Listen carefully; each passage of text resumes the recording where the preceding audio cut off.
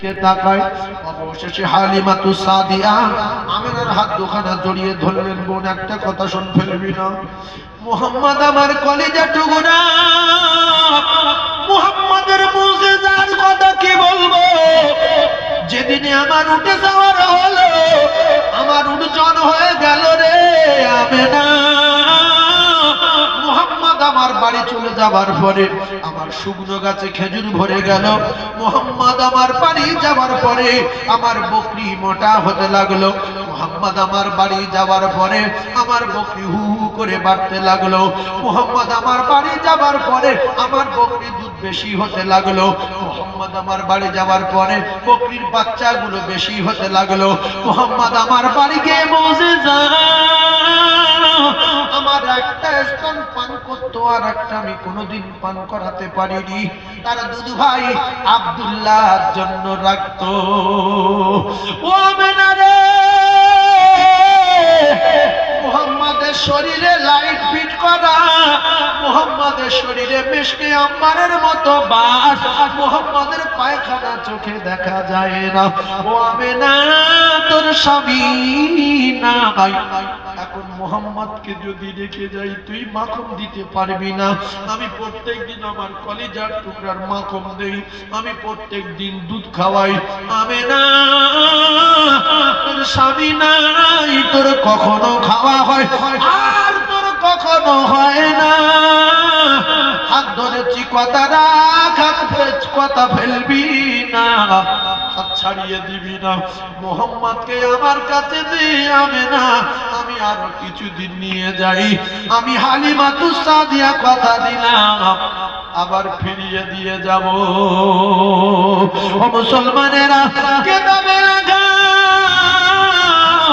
হযরতে মা আমেনা চোখের পানি জারি হয়ে যায়। বাচ্চার মুখে চুমা দেয় আর কাঁদে, ততটা তো চেনে না, কতটা বোঝে না। হালিমাতু সাদিয়ার দিকে ঝাঁপায়, আল্লাহর নবীকে নিয়ে আমেনা বললেন, বোন হালিমা, আমি আবারও আমার কলিজার টুকরা মুহাম্মদকে তোর কোলে তুলে দিলাম।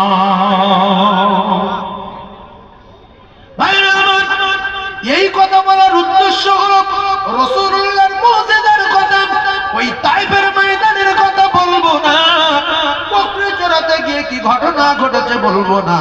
আমি বলেছি মা বাপের দোয়া কবুল হয়, মায়ের সেবা করতে বললেন আল্লাহ, ওয়া কাদা রাব্বুকা আল্লা তা'বুদু ইল্লা ইয়্যাহু ওয়া বিল ওয়ালিদাইনি ইহসানা। রাসূলুল্লাহ বললেন, হুমা জান্নাতুকা, তোমার মা তোমার বাপ এই দুজনা জান্নাত, ওয়া নারুকা, এদের সঙ্গে জীবনে যদি অসৎ আচরণ করো ঠিকানা হবে জাহান্নাম। ইন্নাল জান্নাতা তাহতা রিজলাইহা, জান্নাত রয়েছে তোমার গর্ভধারিণীর কদমের তলায়। হযরতে মা আমেনা কখন মারা গেলেন, কোন সময়, সব আপনাদের জানা আছে।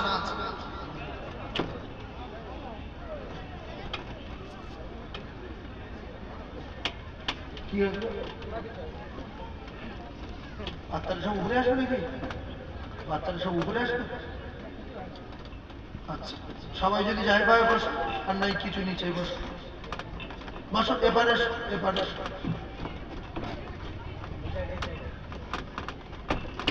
রাসূলুল্লাহ ফিরে আসার পরে আমেনা মারা যাবে। আমেনা মারা যাওয়ার পরে রাসূলুল্লাহ আস্তে আস্তে আস্তে আস্তে দাদুর কাছে বড় হবে, আব্দুল মুতালিব জিম্মা পাবে, ওখান থেকে অনেক ঘটনা 40-এ নবুয়ত পাবে।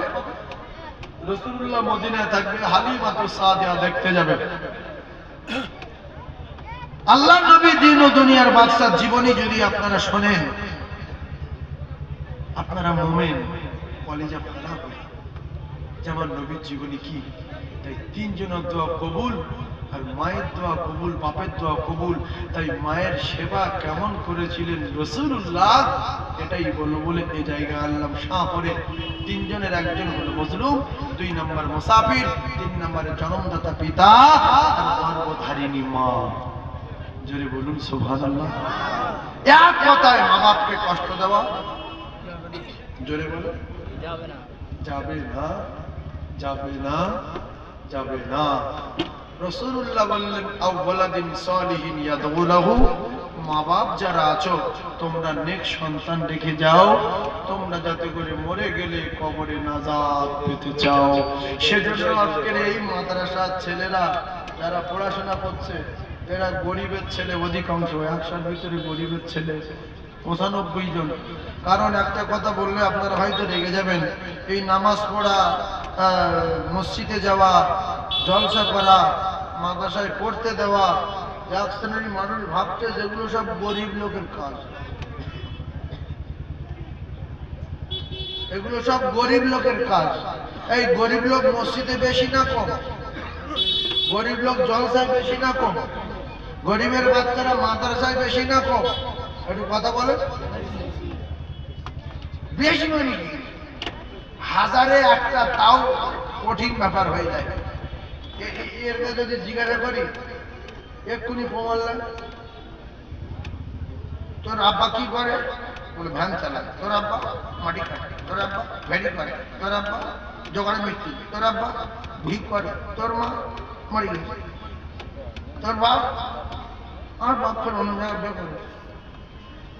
একটা বলছে না যে আমার বাপ ইঞ্জিনিয়ার, আমার বাপ প্রফেসর, আমার বাপ লয়ার, আমার বাপ প্রধান, আমার বাপ হেডমাস্টার, আমার বাপ কলকাতায় 7টা ফ্ল্যাট আছে, আমার বাপের 9টা 4 চাকা লরি আছে, 7টা 14 চাকা আছে। এরা এত কাছাকাছি করে মেঘলা পাগলা কাজ। কোরআন শরীফ শেখা আল্লাহ পাকের এরকম বিধান। এই নেগলা পা লাগার পিছনে পৃথিবীর সবচেয়ে বড় বড় নেতা, মন্ত্রী, রাষ্ট্রপতি, বৈজ্ঞানিক, বুদ্ধিজীবী, লয়ার, জজ, মাস্টার, ডাক্তার সবাই এসে কান ধরে চুপচাপ মেরে দাঁড়িয়ে থাকে না? থাকে না? ধরে বলেন। ওই আব্দুর রহমান সুদাইস মক্কার ইমাম, আল্লাহ 7 সালে মদিনায় নিয়ে গেল, 9 সালে মদিনায় নিয়ে গেল, 12তে মদিনায় নিয়ে গেল। রমজান মাসে মদিনায় তারাবি পড়লাম, তো আব্দুর রহমান সুদাইস 27 বছর তারাবি পড়াচ্ছে। আব্দুর রহমান সুদাইসের পিছনে পৃথিবীর শুধু মাস্টার ডাক্তার কেন, প্রত্যেকটা দেশের প্রধানমন্ত্রীকে কান ধরে চুপে মেরে দিল। এই কথা ঠিক বললাম না ভুল বললাম? দেশের প্রধানমন্ত্রীকে কান ধরে দাঁড়িয়ে আছে, কারণ আল্লাহ পাকের কোরআনের সম্মানে। একটা ফকিরের বেটা তারাবি পড়াচ্ছে, গ্রামের master, high school headmaster, professor সব গিয়ে তারাবি পড়ছে। কেউ বলে না যেহেতু ফকিরের বেটা ওর পিছনে আমি পড়বো কেন? তাহলে তোমার বেটা দাঁড় করো না, ওরা পারবো না, চোপড়া করবো, চুড়ো করতে এক খতম তারাবি সবার বেটা পারে? পারে? এর তাহলে এ বলে সাহেব আপনি জানেন না আমি খতম তারাবি করে থাকবো, এমপি না না দ্বারা হবে না। তাহলে হবে না বলে আল্লাহ এত সম্মান দিয়েছে। সেজন্য আমার কলিজার টুকরা ভাই যারা মাদ্রাসায় পড়ে, শুধু তারা না, আপনারাও যদি মাদ্রাসা শেখেন আপনাদের সম্মান বাড়িয়ে দেবে কে? আল্লাহ। আল্লাহ বাড়িয়ে দেবে আপনাদের সম্মান, আল্লাহ বাড়িয়ে দেবে। তো আপনাদের এই এলাকার গর্ব, বিশ্বাস করুন, এই প্রতিষ্ঠানের শত্রু থাকবে, এই মাদ্রাসাদের শত্রু থাকবে, আপনাদের প্রত্যেকের শত্রু থাকবে। যদি না থাকে তাহলে আপনি কিন্তু 2 নম্বরই লোক। ভালো করে ওয়াজ বুঝবেন, প্রত্যেকটা মানুষের পিছনে শত্রু আছে না নাই? আপনি এই সেলুন থেকে চুল কেটে ওই সেলুনে যান, ও বাবু, ও হুজুর, এই দেখো হুজুর চলে যাচ্ছে, যেউনি বসো না। আপনি এই সেলুন থেকে চুল কেটে ওই সেলুনে যান, গিয়ে বলেন যে ভাই মাথাটা দেখবি, তার কিছু নেই। ওই যে 3টে জায়গায় খাস করেছে, করতে কেটেছি, বলছে অমুক দোকান থেকে। বললো কার কাজ কাজ শিখে জিজ্ঞেস করে, আমি বেশি কথা বলবো না, কাজটা কার কাছে শিখে শুধু জিজ্ঞেস করে, জানো তো যাবে না। তা বলে ও ঝগড়া করে দরকার নেই ভাই তুই কেটে দে। এ কেটে দিল, এ আবার অন্যজনের কাছে গেছে, বলছে করতে কেটেছি, বল তোর কাছে দে। বলছে তো কালকের কাজ ছেড়ে দি, কালকের কাজ ছেড়ে দি, তাহলে তুই কেটে দে। লাস্টে মেলা করবি না, কথা বুঝতে পারেন? আমার সোনার ভাই, হিংসা প্রত্যেকের আছে। জৈনলার হিংসা। এর তলায় পানি নেই, ওর তলায় 1 হাত পানি, মেরি ছাতা শিখতে ফুটো করতে, তলা সমান হয়ে গেছে। এর মাথা চলে গেছে, বলতে কাকা তলা সমান হলে কি করে? বলছে এই মা খালি নেই, বলতে আমি জানি না। তাহলে কেংড়া ফেংড়া করে দেখ, কিন্তু না, ছাতা শিখলে ভিড়ে হিংসা আছে না নাই? আমার কলিজার টুকরা ভাই, এর মধ্য দিয়ে পাকাল মাছের মতো চলতে হবে। কি মাছের মতো? পাকাল মাছ। পাকাল মাছ মানে কি? তোড়া মাছ। তোড়া, ও তোড়া পাকের ভিতর দিয়ে যাবে, অথচ তোড়া মাছের গায়ে কাদা লাগবে না। মোমেন যারা হবে, শিক্ষিত মানুষ যারা হবে, জ্ঞানী মানুষ যারা হবে, বুদ্ধিজীবী যারা হবে, এরা শত শত পাপের ভিতর দিয়ে যাবে, এদের গায়ে কাদা লাগবে না। দীঘায় গেলে নেকি হবে, বকখালি গেলে নেকি হবে, ভিক্টোরিয়ায় গেলে নেকি হবে, নোংরা জায়গায় গেলে নেকি হবে। কোথায় গেলে নেকি হবে? নোংরা জায়গায়, যেখানে টাকা দিয়ে গোনা হয়, 700 টাকা 800 টাকা মেয়ে পাওয়া যায়, সেখানে গেলেও নেকি হবে। ইন্নামাল আমালু বিন্নিয়াত, নিয়ত যদি সঠিক থাকে। আমি ঢুকলাম, 700 টাকা ফিরি, ভালো করে শুনলাম, 700 টাকা ভিজি, কতক্ষণ সময় দেবে গো? বলছে 1 ঘন্টা। ঠিক আছে, আমি যা বলবো তাই শুনবে। আর ঠিক আছে, গোসল করে নতুন কাপড় করলো। এবার আমি আল্লাহর কোরআন তাফসীর করছি আর শোনাচ্ছি, জান্নাতের বর্ণনা দিচ্ছি আর জাহান্নামের বর্ণনা দিচ্ছি। দিতে কেঁদে ফেললো। লাস্টে বললো, হুজুর তওবা করলাম, জীবনে নোংরা জায়গায় থাকবো না, ভিক্ষা করে খাবো, তো আল্লাহর জান্নাত যাবো। দৌড় মেরে পালালো তওবা করতে করতে। আমার কি গুনাহ হলো? জোরে বলেন, গুনাহ হলো? একটা মেয়ের জাহান্নামের গাড্ডা থেকে নিয়ে জান্নাতের দরজায় তুলে দিলাম, গুনাহ হলো? দীঘায় গেলাম, সুবহানাল্লাহ, আল্লাহ কি কুদরত, এত বড় সাগর, আপনার কুদরত ছাড়া এই সাগর হয়নি। বিশাল আসমান, কোন জায়গায় দোল মেরে নেই, বেকা নেই, কি সুন্দর ছাউনি, সবই আপনার কুদরত। আল্লাহু আকবার, আল্লাহ কতই না মহান, কতই না বড়, কতই না সুন্দর। মনে হবে। আর যদি গিয়ে দেখেন জাইয়ে এত ছোট আছে, তুমি টাকা খরচা করে জাইয়েতে কি আছে দীঘায়? তাহলে নিয়তের উপরে সব গন্ডগোল বাড়বে না বাড়বে না? জোরে বলেন, বাড়বে না বাড়বে না? সেই জন্য সব জায়গায় যাবেন নাকি আল্লাহ, দুনিয়া আল্লাহ ঘুরে ঘুরে দেখতে বলেছে। আর আমরা কিছু লোক আছি, যেখানে জন্ম হয়েছে সেখানে মাটি কেটে কেটে খেয়ে মরবে। আল্লাহ কি তোমার মাটি কাটতে পারে? এমন লোক আছে, আজ বাড়াইপুরে যায়নি, আসে না না, আজ 62 যায়নি, যেখানটা জন্ম হলো সেখানে মাটি কাটতে, শুধু মাটি কেটে কেটে মরে যাবে। আল্লাহ বলছে, আমার দুনিয়াটা একটু ঘুরে দেখ, একটু ঘুরে দেখ কি করেছি দেখ, কোথায় 100 টাকা বিল্ডিং আছে দেখ, কোথায় 90 তলা আছে দেখ, কোথায় রেল যাচ্ছে তার চাকায় পামনি দেখ। ভাব, এত বড় গাড়ি যায় কি করে? তোরা সব পানে চলিস, বিনা পানে লোহায় চলে, তোরা এত চওড়া রাস্তায় চলিস, ও লোহার উপরে চলে, তোদের চেয়ে গতি বেশি। দেখ, ভাব যে আল্লাহ যদি মানুষের মাথায় এত বুদ্ধি দেয়, তাহলে আল্লাহর কাছে কত বুদ্ধি আসবে।